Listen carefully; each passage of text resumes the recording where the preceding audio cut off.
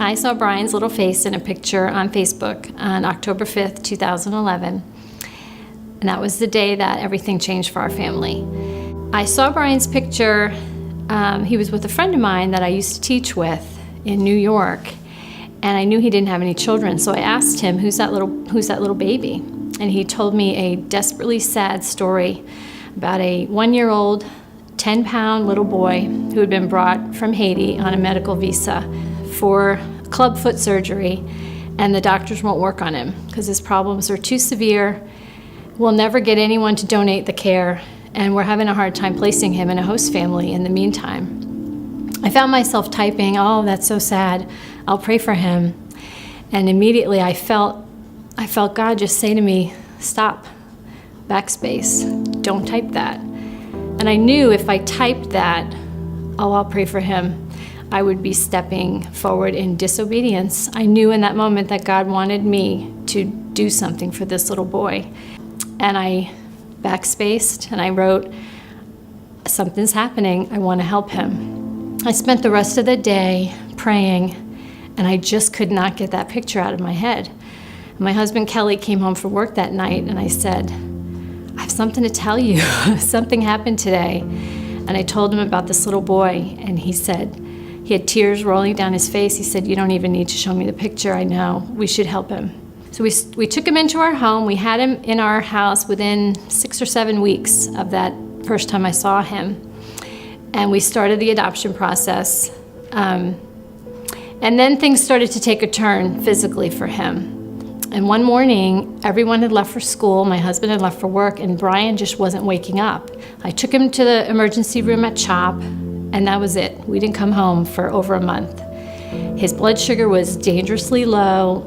They realized his airway was completely blocked. His adenoids were enormous. His airway was collapsing. And at this time, we started just putting together these pieces of a puzzle for this little boy. We realized he had most likely been shaken as an infant, had received a traumatic brain injury that took his vision, took his ability to swallow, his ability to breathe correctly, his ability to hold his head up. He couldn't sit up. He would probably never walk. So all of these things were just being dropped before me, and I thought, what are we doing? What are we doing?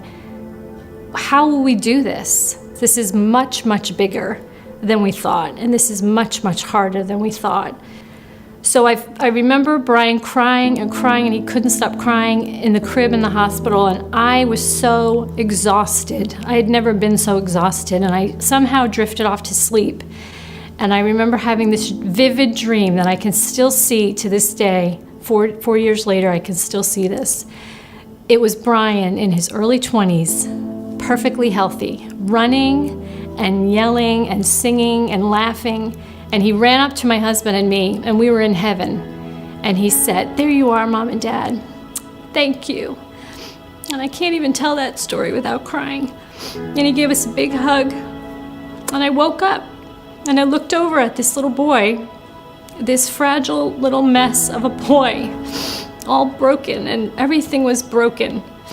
And I just remember in that moment that God showed me, this is so important to me, and this has eternal purpose. And I knew at that moment, okay, I'm doing what he asked me to do. He never said it would be easy to obey him. And it started coming, hot and heavy. The physical stuff, the surgeries. He had 11 surgeries that first year. Through all of these challenges, we began to see God's hand specifically and generously over our lives. We were able to add him to our insurance very early on, which was a complete miracle.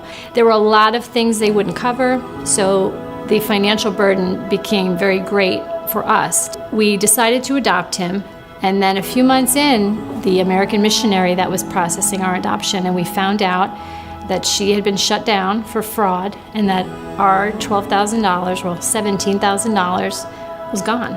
The second agency did the best they could. It was another $15,000. We tried to get him humanitarian parole, which cost us another $8,000. Recently, though, we just kept persevering. God kept providing for us financially to pay these bills, even though it seemed like such a waste of money, but God kept providing that. And this past December, we were granted legal guardianship, which is huge, which means he'll never have to go back to Haiti. He'll never go back to an orphanage. He is ours legally now. As hard as this has been, it's actually been good in so many ways. It's been good for us spiritually. It's been good for our marriage. We've become closer. A few nights ago, Kelly and I were sitting just talking, and like we do often, one of us will be low, the other one won't be, and we'll just sort of build each other up. And I was just tired and just kind of complaining that, gosh, I wish we had someone come in tonight, so we could go to sleep. And he said, the other night I was up with Brian cleaning up vomit for the 5th time and changing another dirty diaper, and God just spoke to me in that moment. He said to me, Kelly, this is just like you.